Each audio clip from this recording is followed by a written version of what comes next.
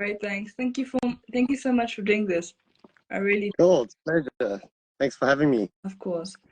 My first question to you is, what came first? Was it producing or DJing, or did they come? Did they come? Um, so personally, for me, it started out as DJing, many, many, many, many years ago. It was like I was probably like 15 or 16, and I wasn't even allowed to go out. My brother was actually told that he had to babysit me, but he wanted to go partying because he's older than me. So he dressed me up and took me out and told me to keep quiet and stand in the corners. So I landed up standing behind the DJ at like 15 years old in like this over 18 club, not even allowed to be there. And I just watched this DJ play vinyls for the whole night. And straight after that, that was that. Beautiful. So, in your opinion, what makes a great? My second question: what makes a great song in your uh, field of work and energy? Sure, there's a lot of considerations to a great song. I mean, um, I think the main thing that defines a song is the catchiness of a song, or the ability to remember a song. So it's what we call the motif. So it's the thing that when you go to bed and it's stuck inside your head, that little whistle that keeps going on. That's otherwise known as the hook, you know. I think that's the most important part for a producer to nail down when making a record is having having a good hook and then a counter melody to that hook, you know. So I would say a memorability of the song will define it being, you know, good or not. Oh, good. My other question to you: what has been the craziest experience while in the studio or performing? Now you're getting into naughty questions.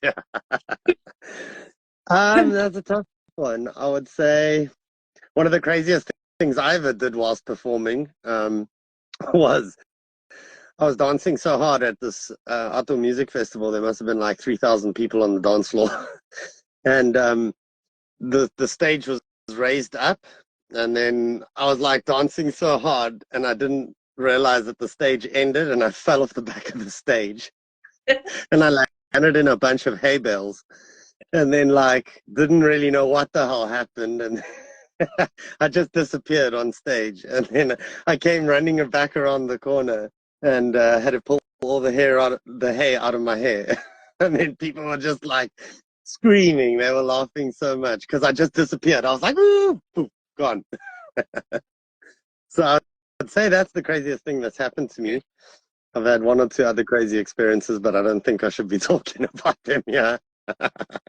Um, Other question to you: why did you want to create one of my favorite projects you've ever created? Mix room. I think it's called mix room or mix whatever, like mix session. Let's Room Studios. Absolutely. Why did you wanna create that? And what have you creating that? One of the most incredible projects. So I would say Mixed Room Studios was a natural progression. I was working in DJing and then live sound a lot, and I was doing a lot of sound setups for various different um, uh, like events and parties and whatnot. And I got to work with sound in many different spaces. So outdoor areas, indoor areas, complicated areas. So I learned acoustics that way. And then naturally moving from there, I would tune the systems, and then every now and then some like electronic music acts would ask me to come and mix for them live, to balance their levels live on stage. And then from there, it naturally progressed to studio, and then I started getting requests from people that heard my music and said they liked the way it sounded, if I could help them get their music sounding like that. And then yeah, eventually it just morphed itself into a business. It became a business. From that experience, like if someone wants to create something similar to that, similar to what you've created, what two elements are important to consider before you build into a business incentive?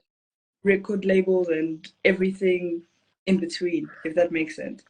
I'll say first consideration, consider how much you like sleep. Because you're not going to get much of it if you decide to go into music. It doesn't matter what you get into in the music. But I think any sort of art form requires an insane amount of dedication. So I think that's the first one, determination and persistence. You know, you have to be persistent in what you do and you have to believe in what you do. And I would say the second thing is, yeah, just get as much knowledge as possible. Learn from every angle and every aspect that you can learn from. And I think a big one is collaborating with people, you know, whether it's an artist as a musician or whether you're looking at starting a studio to edit people's work, or whether you're doing a record label, you need to form a team around you. I think most of the best business entrepreneurs in the world would agree with me in saying that without a team, you're pretty much useless. So, you know, we can only do so much as ourselves. And that's what I would say is, like, be very determined, be persistent, and stick to something until you have it waxed, and then move on to the next thing. You know, I think this day and age, we all get expected to know too many things or so many things, you know, like back in the good old days, it was like you were a guitarist and you just did that really well. Now you're a marketeer, you're a business owner, you're the guitarist, you're also probably doing your own vocals, you're whatever it is that you're doing, you're having to wear a lot more hats. So I would say find the one thing that you're really good at and become exceptionally good at that, and then people will start to pay you for that. Beautiful. My other question to you is, what has been the highlight of everything you've done, in the sense of just being the legend you are? And I say this because you've been one of my favorite people. Honestly, you're Thank you. So, how does your creative space work? Like, in sense of like, how did your latest track come about, and what headspace are you always in when you're creating? If that Well, I'll makes tell sense. you what, let me walk you around. So this is my studio. This is where I live, basically, all the time. So I spend a lot of my time in here playing with those and working on my system. So I would say projects come about like for example, that song that you're talking about, Botkin. A good friend of mine, Dobie, he was traveling, and then we met out at a party. I think I was DJing before him or after him or something like that, and then we just made friends. And then, like I said earlier about starting something, just collaborating. And then, yeah, my sort of skill set in the studio, I do a bit of everything. Like, I mix and master. I'm slowly learning to play the keyboard properly, but I've learned the software that I use really well, you know. So it's a difficult one to say, because each time you do a new collaboration, a new project, different people have different skill sets that they bring to the table, you know, and those different skill sets like allow them to, you know, immerse themselves in the art form. And I think it's just about finding a sound that you have common ground in. So whether it's techno or melodic or progressive, or you can box things in, or you can say, okay, that's what you do, so let's use what you do really well, and then see how we can fuse it and make it work with, you know, That like a different sound or whatever. um, my other question to you is, what do you consider when you are doing a track, or you are signing a track, or in general? So, if that makes sense. I mean, look, from a record label perspective, signing a song, I would say, going back to what I originally said, the hook. If it doesn't have something that I can't, like, if I can't remember the song after it's finished, it's probably not a good sign. If it's got a catchiness to it, then that's the number one thing. Then the secondary number one thing on top of that is, how does the sound translate amongst different speaker systems and in different environments? So I would say if you've nailed down those two things, if you've got a good sounding mix and master, and you've got a good range of instruments, and they're collected together very well, and they're put together very well, even if it's not a genre or style that I'm very familiar with or work with on a daily basis, I would say I would still potentially sign that song, because even though it may not be exactly what I would make or play, it may be something that I can see other people would play or listen to. So then in that case, yeah, it has to have a good melody, a good hook, something that draws me to the song, whether it's a vocal, whether it's the piano, whether it's the chords, whether it's big crazy sounds in techno. It needs to have something that's special, and also needs to be a little bit unique in its own way. It can't just be like generic. I think that's what I'm always looking for, is interesting takes on existing, because let's be honest, all genres of music, all styles of music have already been like rinsed clean. Like everybody's done thousands of different types, so you're not making anything new. What you are doing though, it's kind of like food. You might have like Asian food and Indian food, but then you get restaurants that pop up that are like Indian Asian fusion, where they're mixing like Indian flavors into like sushi, for example, and it might spring up like a whole new thing that becomes something big. But it all fundamentally, comes from like a purist art form and then becomes something new. Wow. My other question to you is how do you create your your sets? Like if you're playing live or you're playing in your studio, Okay. how does Yeah. So, I mean, it first starts with what we call digging, crate digging. So you spend countless hours online listening through all the artists and the ones you don't. I think that's the trick.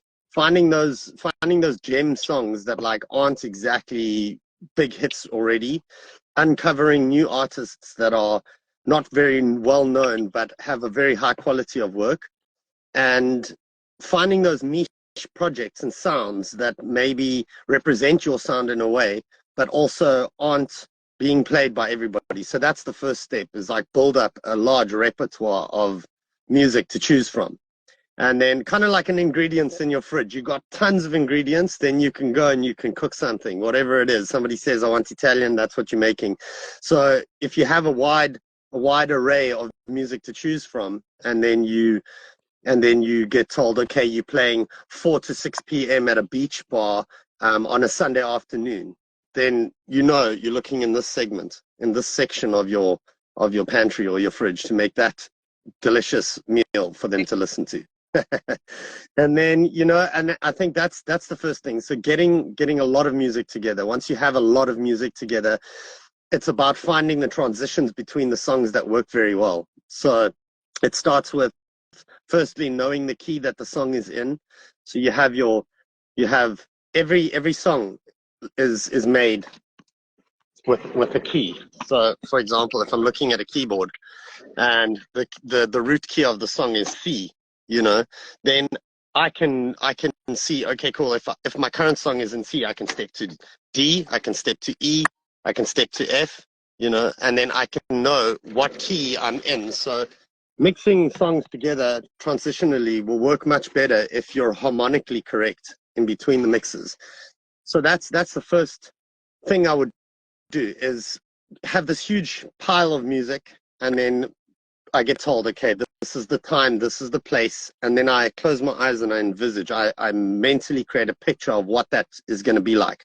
So if I get told that it's an outdoor music festival, I know that like on an outdoor music festival sound system, there's no sound from the room, it's just clean sound. So I can use like really pretty melodies and quite intricate music. So that will like guide me into choosing those songs. Whereas if I'm playing in like a nightclub and I know that the nightclub is like a big like dungeony sound in it, I might not choose so many pretty melodies in that mix, and go with something a little bit more just driving and groovy, because I know that those melodies get lost in the room. So understanding acoustics is a big part of DJing, and stringing the songs together, and then basically just take tons of music and mix every single song in as many different ways as you can, and you'll just know, you'll be like, wow, song A and song F work really well together, pair them, and then keep pairing them along until you have yourself a 2-hour progression. And then think about, it's not as simple as just building from start and then building up.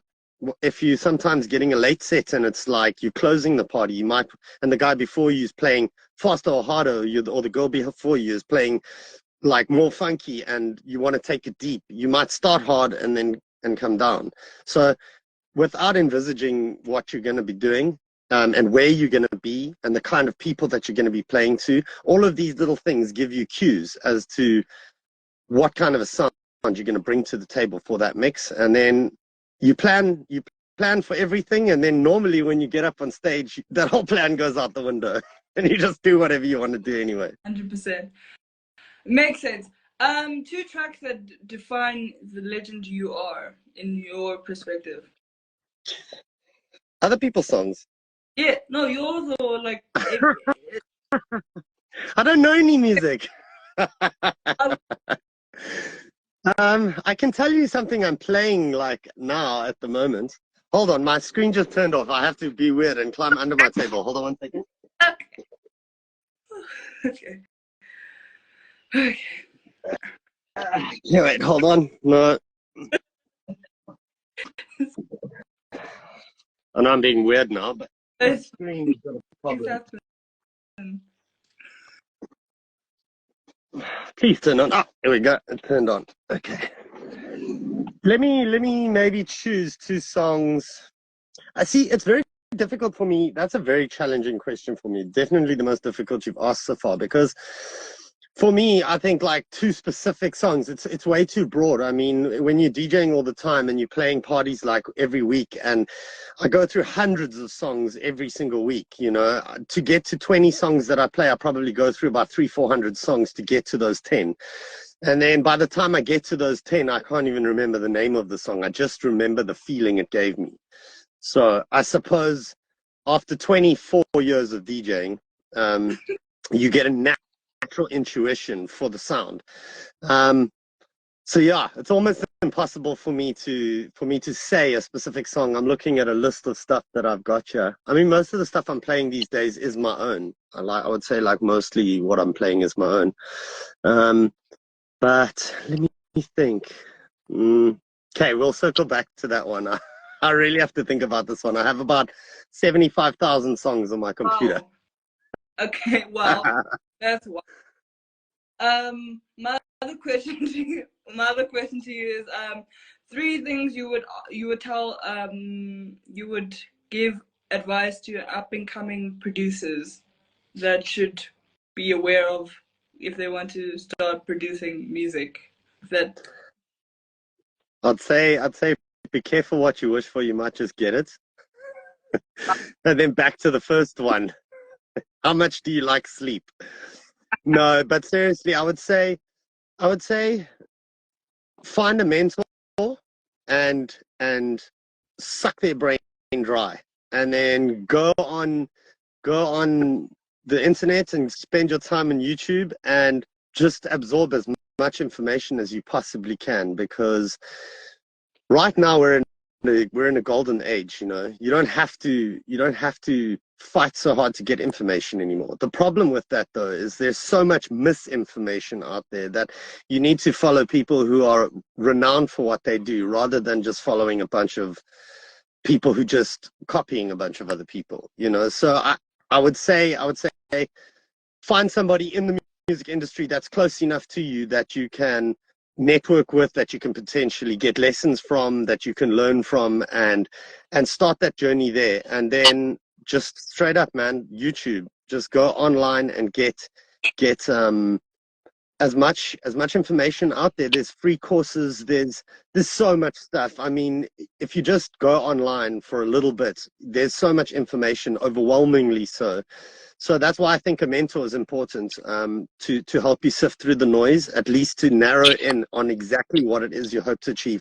And then coming back to that, what I think people need to do, they need to manage their own expectations. It's a really tough industry, and there's there's a hell of a lot of competition, and there's a lot of varying different opinions about how things are supposed to be done. And you know, so yeah, it, I don't think there's any one, two things that matter more than anything other than just being determined and being persistent, and then find your sound, find what it is that you want to do. Often I'll see music producers that want to play this style, but they make music that's this style, totally different to what they're actually playing. So as a advice to an upcoming producer, make what you play, because then when you play what you make. And then people will stand up and listen to what you have to do, and they'll be inspired by you because they will see that you back your own music. So often I see people that make music and then play other people's music when they play, and they don't play what they make. So it kind of like there's this divide, and it's difficult because to make what you want to play is often very challenging. It's easy to just start something and land up somewhere else and be like, it's okay, it's art, it doesn't matter. And on some level it doesn't matter, but if your expectation is to be a world-renowned artist, then you need to have a target, and you need to hit that target. And once you've hit that target, it's like a mirage in the desert. We see this place we want to be, so we start traveling to this place, and as we get to where that place is, the goal has changed. So be very clear about where your destination is, and then reevaluate your destination each time you make milestones. You finish a new song, you form a new connection, you get a new collaboration, you do anything as simple as doing an interview like this now, and then being like, okay, cool, like I've now done interviews, I've made my own song, I've played at X and Y party. Where is my future goal from here? I think that's important, because people are disillusioned a lot with what they think they can get out of the music industry before they give back to it. And a lot of the music industry is giving before receiving. And very few people ever get to that point where they actually receive from the music industry because they didn't give, and that's the thing. And I don't mean this esoterically. I mean, provide music, create music, be a real artist, and spend the time, man. I think the biggest problem we have nowadays is that people are so busy trying to get famous, they actually forget what they're doing. We're making music. This is supposed to be fun. This is supposed to be something that keeps us happy and inspires us to be better people. And a lot of it is just an Instagram rat race to becoming the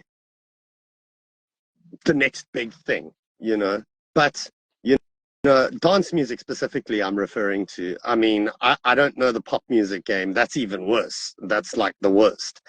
But I would say, I just mean from the perspective of, you've got managers, it's all about money. Like creating house music is meant to come from your heart, and it's meant to be a gift that you give the world. And stick to that, and then good things will come over time. Beautiful. Thank you so much. I really, really, really, this was a dream come true, because honestly, you've been one of the people that I've always wanted to meet and chat to. So awesome. Well, thank you to you, and well done, and congratulations on starting this. So you see exactly what I was trying to iterate now.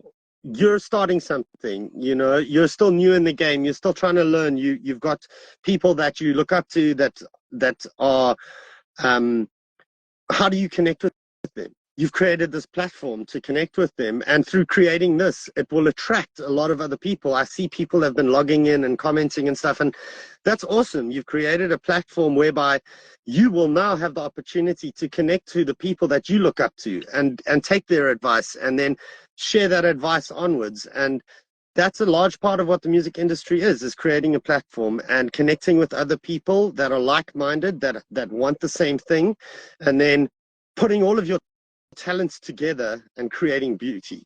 And well done, and kudos to you, and thanks for having me on. I'm honored to be one of your guests. Thank you so much. Take Cool. care. Bye. Is that all you want to ask? Wait, my last favorite song, I would say.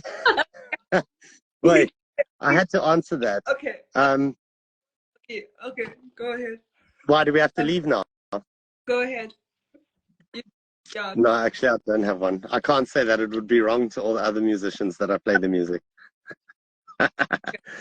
Okay, Rad, have a cool evening. Thanks for having me. Thank you too. Bye.